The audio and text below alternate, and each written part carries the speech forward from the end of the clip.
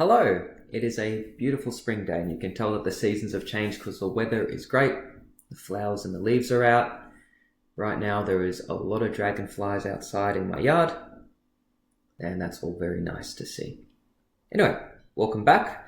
And for those of you who might be wondering why I took so long to get back onto this channel, I did do a video earlier about Charlie Kirk this month, but there's been a pretty big drought this year, and I'm sorry about that. Things have been a bit more difficult than previous years. I know I was often using the excuse of, I'm busy. And this year it's definitely been, I'm busy and I don't have the equipment or hardware I need. And I'm feeling a bit unmotivated because I'm just dealing with stuff. And feeling like there is a lot of stuff getting in the way and distracting me and kind of making it a bit difficult to sit down and do this. But I just want to give an update video on where I'm at and just say hello, just keep you guys in the loop and hopefully get the ball rolling. I was actually kind of thinking of giving this a longer break, and then the Charlie Kirk thing happened and I thought, yeah, okay, well, we're going to need people to stand up and fill the void, so I'm going to try to do that in the way I can. I'm definitely not going to say that I am the next him. But yeah, I can help. And I think that was very interesting to see how that's affected the world. I got a very encouraging email from the Australian Christian Lobby earlier, and they were sort of describing some of the fallout. I mean, the world expected there to be sort of riots and all that, and it sort of didn't really turn out that way. It had a very good, holy, profound effect on people. You've got these left-wing people sort of becoming more aware of who he was and what he stood for, sort of waking up to sort of the realities of the world. I know that we definitely fall into, whoever you are and whatever group you're part of, like you definitely fall into the us versus them sort of mentality. We're right, we know all the answers, we're the morally superior people, the other people are idiots, and nothing gets solved because everyone thinks like that. And, people have started to wake up to that. You've had atheists who have apparently started taking an interest in really looking into what the Bible says, because, a lot of what people think about Christianity and right-wing stuff and conservatives and Charlie Kirk and all that, their understanding of those things are whatever personalities tell them and whatever YouTube clips that they watch and whatever they see on Facebook and Reddit.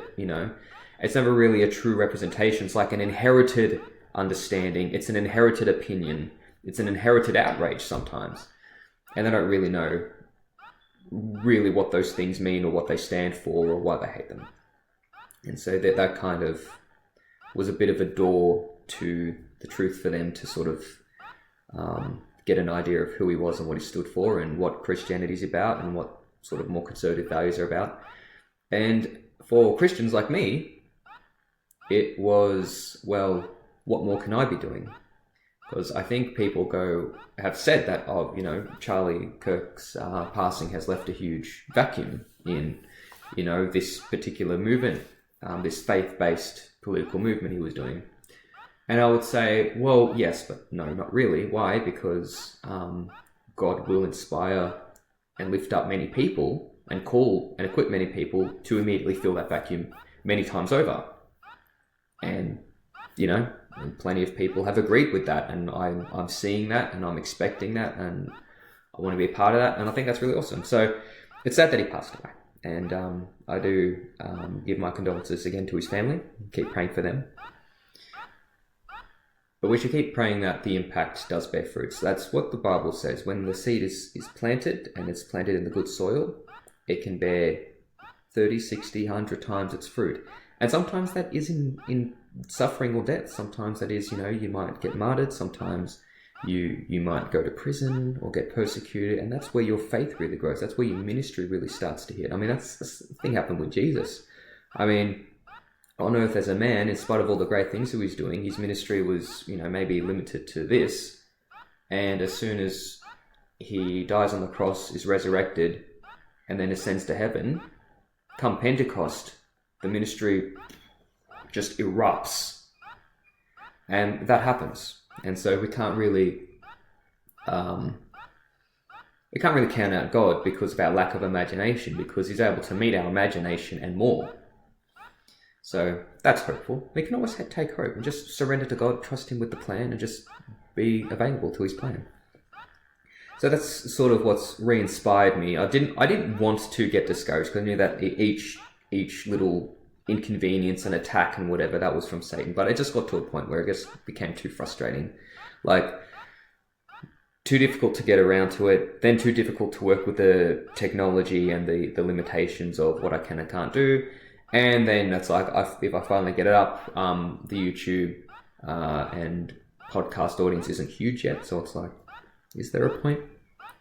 But then I guess I was just looking at it the wrong way. And that's my bad. And God's given me a mindset and a motivation to work with now. So,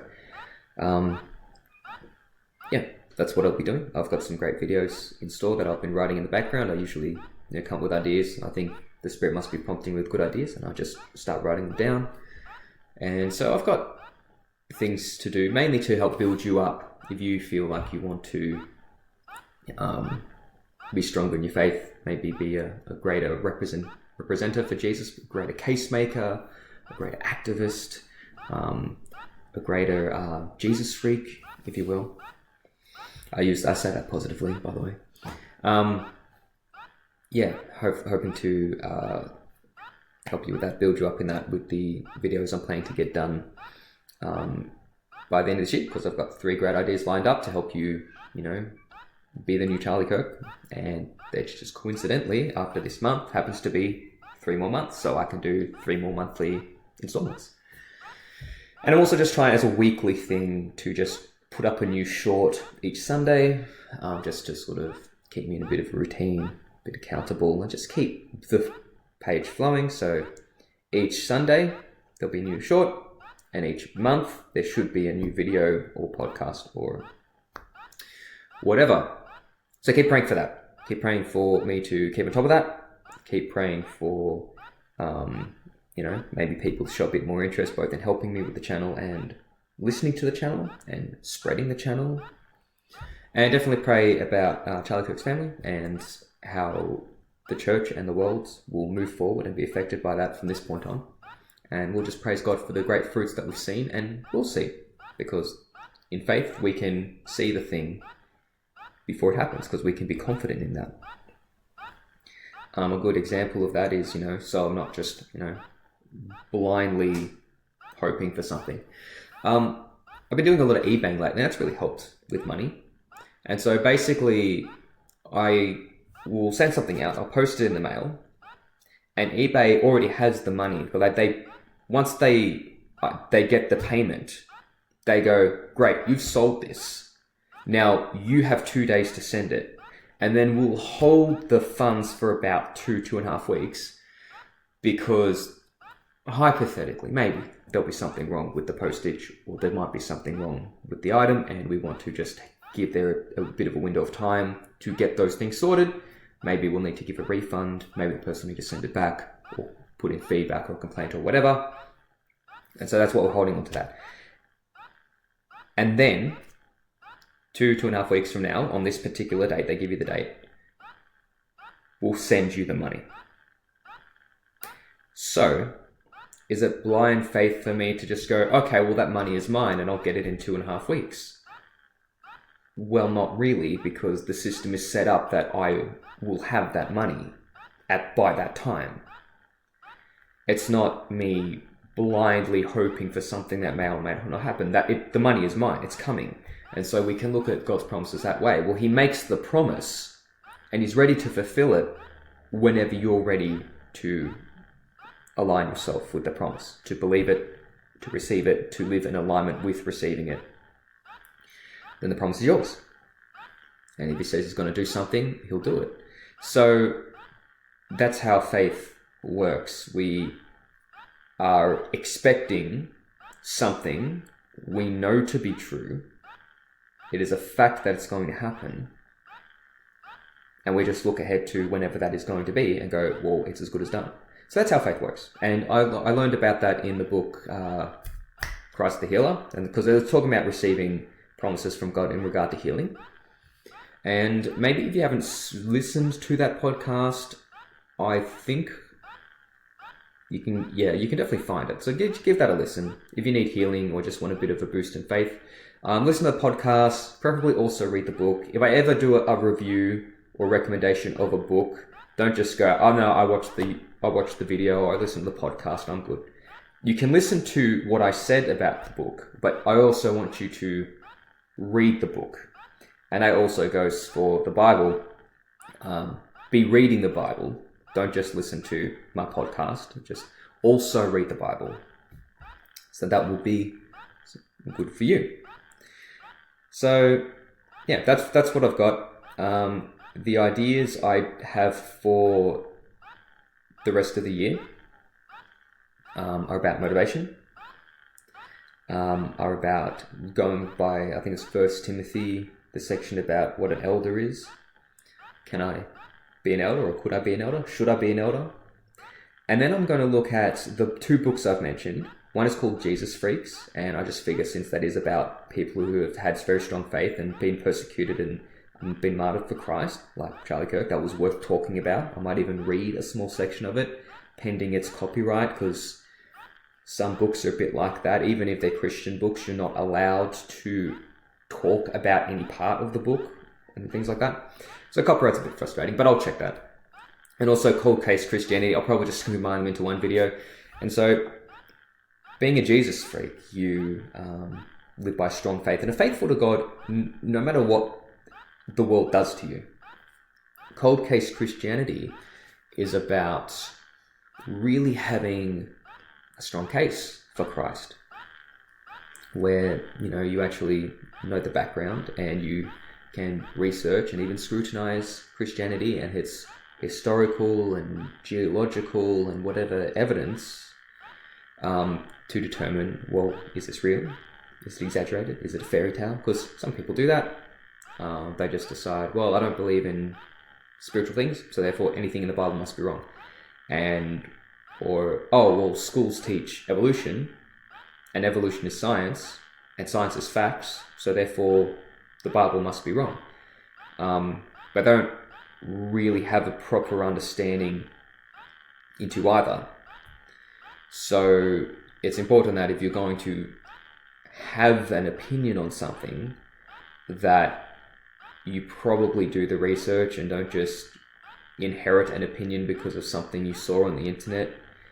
And so Cold Case Christianity is good for you because it affirms your faith and means you're putting in the effort and the research. And I personally do want to study a bit more church history. I'm actually studying Revelation right now, and I'm thinking this is probably going to be a bit more easy to understand this timeline, which may or may not even be chronological, which maybe partly has happened and is happening and will happen. If I study church history, it makes a better case for my faith about what I believe and why I believe it, and Revelation and all that. So Cold Case Christianity is good for you to understand what you believe and why you believe it. And then 2, inevitably, when you have to talk to someone about it, because even if you don't do that, and you should be doing that, even if you don't, you have an answer. They might say, oh, but evolution says blah, blah, blah, blah, or, oh, well, historically, blah, blah, blah, blah, and you can go, well, not only does the Bible say this, but it's also backed up by this historic document and this geological document and whatever. And so you can be a case maker for Christ. And that's often something, I suppose, Charlie Kirk was doing. He'd have these open dialogues and he'd come armed with facts and arguments and just talk to people. Some people appreciated it, whether or not they agreed with him. Some people didn't like it because they don't like it when people don't agree with them.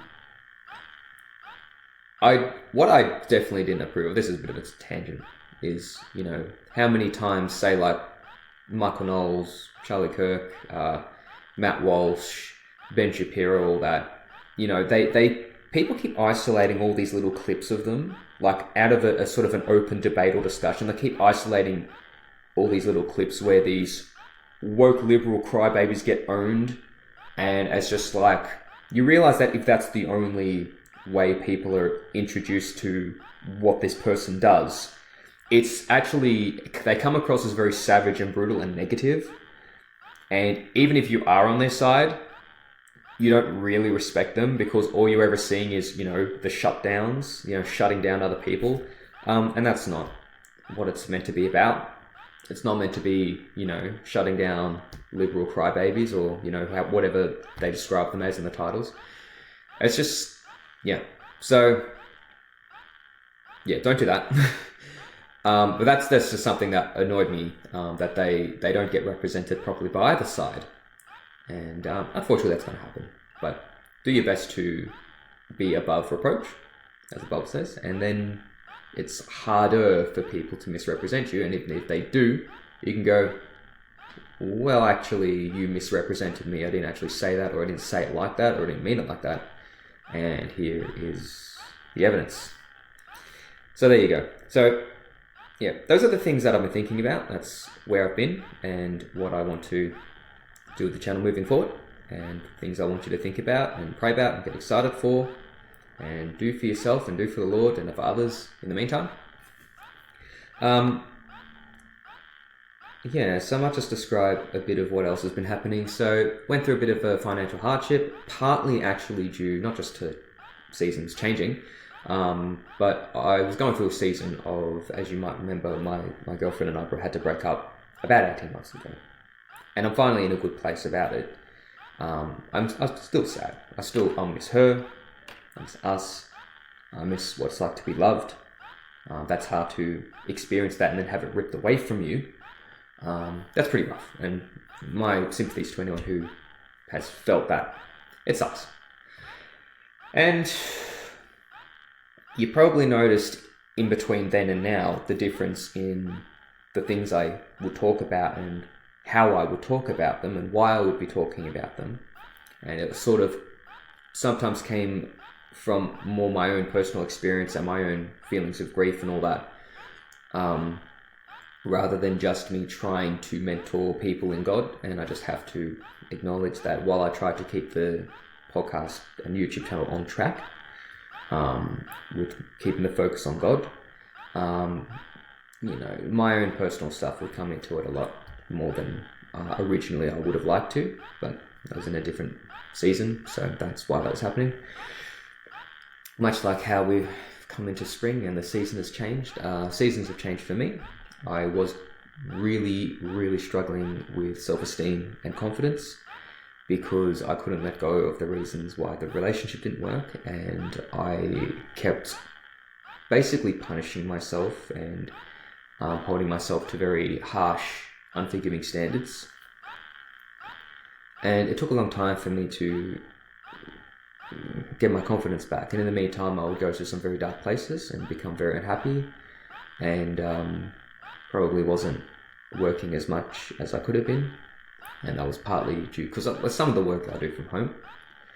And I just kind of, a bit like with the channel, when things got far too emotionally difficult, it made me lose motivation and back off a bit. And so I went through a bit of a hard season with money, and I started practicing surrendering to God. Where you surrender your time, you surrender your resources, and you stop making it about, I must do better, I must, have a tighter hold on everything. That's the paradox, is when you surrender it to God, He blesses it. When you try to take control of it, you often just heavily handicap what can be done with it. So that's the paradox of control. When you give God the control, that's when things start to change positively. And as long as you decide to be controlling or stingy or whatever, that the paradox is that it holds you back. It severely limits what you can accomplish, while also heavily increasing the level of stress and frustration that you can go through. And I had to learn that the hard way. something I was struggling with, and I guess that's just the human in me. That's the human in us. We want to be in control, and there is a level of control and responsibility we do need to have over our lives. Rather than have things control us, we need to, have control and assert victory and dominance and responsibility and confidence in things. Sure, but it needs to come from a place also of surrendering that to God and doing that in God's strength. And so by doing that, throughout that time, I had a lot of people helping me out. God bless them. There was a church that I'm a part of, which I will come back to them. They were helping me out. Had some kind people in Main Street. This sort of like food bank place helped me out. I've been able to have some very positive, get a lot more work. Also being able to have some positive instances of searching for more work. Suddenly making heaps of money off of eBay, like overnight. So the Lord's really looked out for me, and I think that the change was me deciding to really stop looking at the breakup the way I was doing it, because a lot of how I was punishing myself and looking at myself, it's not the way my girlfriend wanted to leave things. She mentioned that I did have some things to work on, but it wasn't only because of my flaws that we broke up. And she didn't want to do it as a punishment to me. I think if things were different, maybe we wouldn't have broken up, I don't know. But anyway, it definitely wasn't all my fault, and it wasn't supposed to be a punishment, and I took it the wrong way. I guess when you work so hard to finally get somewhere, and then it seems like it didn't matter, none of it mattered, and you're suddenly confronted with all of your flaws and mistakes and all the choices that led you there, that generally does feel very confronting, and it can really hollow you out and make you question everything about you, everything that's good, everything that's bad, everything you've accomplished, everything you haven't accomplished, if you used your time well or if you wasted it. It really took a long time to sort of come to terms with that and process that, and that meant that it really affected how I went about things and how I felt about myself. So by choosing to not look at things that way anymore, I was able to feel better and do things better, and I was able to surrender to God and let Him do some great things in my life. So people helped me out. There was a time when I needed money, so I sold about might have been $200 plus worth of stuff on eBay within 3 days. One payment actually came in so early, so much earlier than I was promised. I was actually paying rent that I might not have been able to pay. So I felt really, really blessed by that, which in turn allowed me to talk about my experiences with being helped out with money and had that stress taken off me to a neighbor and to someone from work, which allowed me to sort of give them a bit of a testimony for them to respond to. And so that was a blessing as well. So, when God does good things in your life, that provides opportunity for testimony, which is something I got to be reminded of, and that's awesome. So you want to look at things through God's eyes. You want to surrender to God, and when God does good things, it creates opportunity not just for growth in your personal life, but also growth in other people's lives, because you can share a testimony to them, and that will touch them and affect them. So lots and lots of positive. So that's what's happening with me, and I'm in a better place financially. I'm in a better place mentally, emotionally, and spiritually. And stuff is good. And rather than feel like a wretch, I'm starting to feel a bit more confident in myself again. Because as long as I looked at myself through the lens of that one horrible event, I couldn't really appreciate or enjoy anything properly, and I couldn't really feel like myself. it was important to recognize, I did make mistakes, and thankfully I was growing in the right direction. Maybe not fast enough, but I was growing.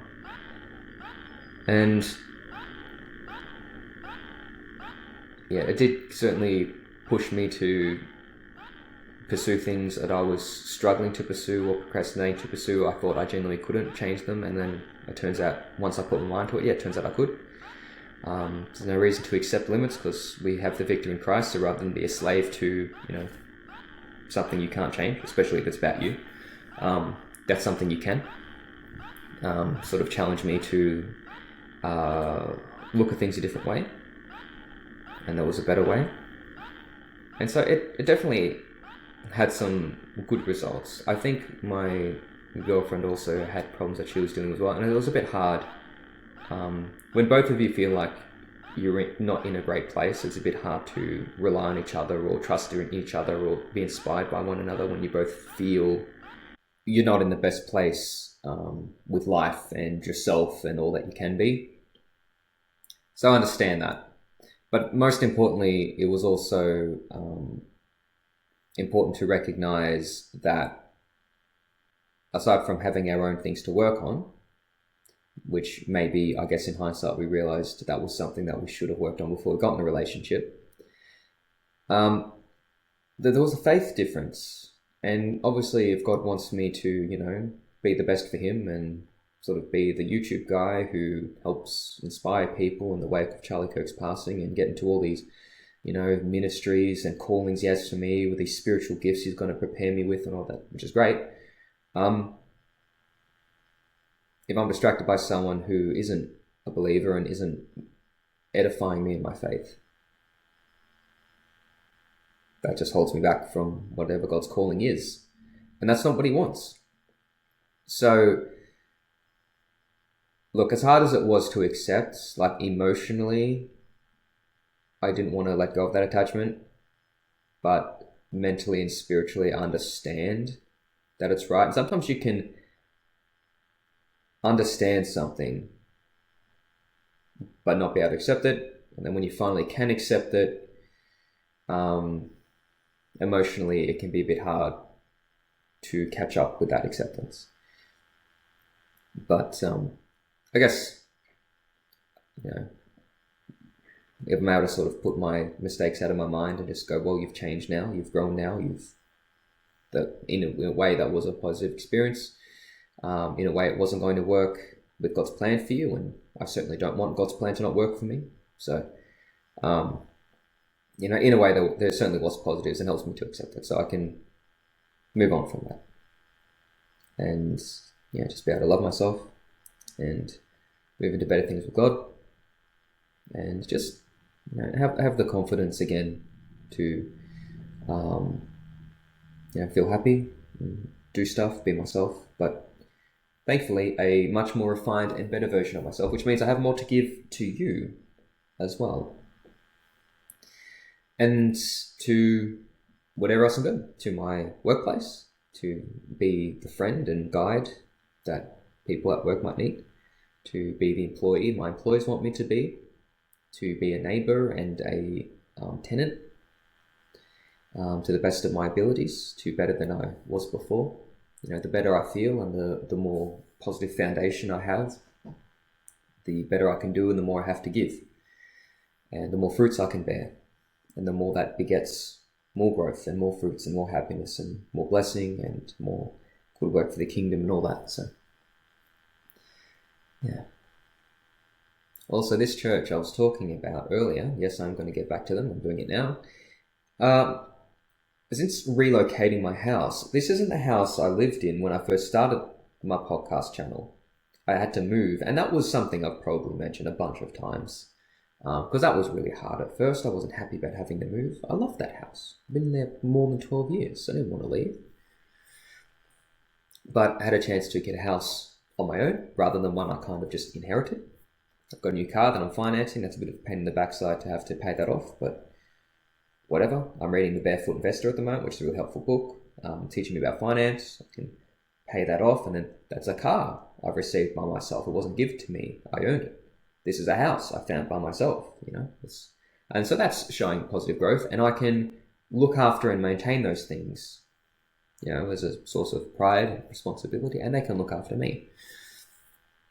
So since moving, and since having to also get a new car and a new phone, and unfortunately not a new girlfriend yet, but that'll happen when it happens. I'm not sure if I'm ready or not either way, because at one point it'd be good to have a partner to do God's will with and to sort of be loved by, but at the same time it's like, I don't know, I still have lingering feelings of pain from the last one, and I'm not really ready to get reattached to someone. So that's just the transitioning stage I'm in. You can pray about that if you want. I'm sure that's normal. It's like I'm sort of not 100% ready and not 100% not ready. So it's a bit weird. Anyway, new house, ended up wanting to go to a closer church because it's a bit frustrating to move further away and then having to travel further back to go back to the same job and back to the same church and all that. And so I started helping out with this local church, thinking, well, what can I do to sort of help myself grow and sort of take my mind off the negativity and to, just feel like I'm not wasting my time having life stomp on me. And so I've joined this church, and they're like, we need help with coffee making. We need help with the person to do media up the back. And I'm like, those are actually two things I can do, because I have been a barista or coffee maker for more than 10 years. And I went to film school, and I know how to do things like editing software and presentations and whatever. So I am now the nerd guy that sits up the back, and I put the lyrics up on the screen and stuff, and I do the announcements when it's time to do the announcements. And if there's a slideshow that goes with the communion talk or with the sermon, I put those up. When we're not doing the meeting anymore, I just casually play the quiet Spotify in the background so that there's a bit of atmosphere. So I do that, and so I'm helping, and that's good. So that makes me happy. I'm helping, I'm useful, I'm doing something for God. And my church is 5 minutes down the road as opposed to like 30 to 35, which is good for the petrol. And yeah, so not that everything you should do for the Lord is about petrol. I think that is a very secondary concern. I definitely don't want things like distance, money, petrol to be factors about living my best life or having a life. So anyway, that's good. So I think, just going to check my notes. Is there anything I haven't mentioned? I just did dot points because there was a lot of stuff I want to talk about. I have probably talked about all that and a bit more. So thank you for listening to my update video. Obviously still working through some things, but I'm either in a much better place with things, I've either completely overcome things, or I am making good strides with problems I'm dealing with because God's revealing new ways of thinking about it, new ways of tackling it. And so the situations are all looking very positive and hopeful, even if I haven't completely had the issue done and dusted. And it's not just about getting over the bad stuff or dealing with the day-to-day, which of course is important. It's about thinking long-term, building yourself up long-term, working on your growth and fighting the battles, the right way. And then, you've got more to give and you're more prepared for the big stuff, the real stuff, the God stuff. So that's what I'm doing at the moment. And yeah, hopefully things are going well for you. God bless you in all you're dealing with as well, because I'm not the only person with problems. I'm sure you're all thinking, what can I do for the Lord? What does he want me to do? What am I good at? How do I overcome this flaw I have? How do I get through this season? And, I will encourage you with this, that God knows what you need. His grace is sufficient for you. He's made promises to you. You just have to lean into God's word and understand what they are. You have to trust in God and surrender to him and let him fix the situation, to let him fulfill the promise. So just keep trusting, keep surrendering, keep learning, and God will do the things that you want because he put those desires in you because he wants your will to be aligned with his.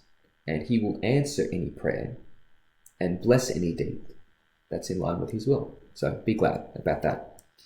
Always seek out people. If you're struggling, seek people out that can help you and speak into your life. Feel free to comment on my videos or send me any emails to get advice or prayer requests. And yeah, look for people who you can maybe be an intentional friend and witness to as well, because there will be people out there who will need something that you're able to give. So be generous with your time, not just with money or resources, but with your time, because that certainly helps too.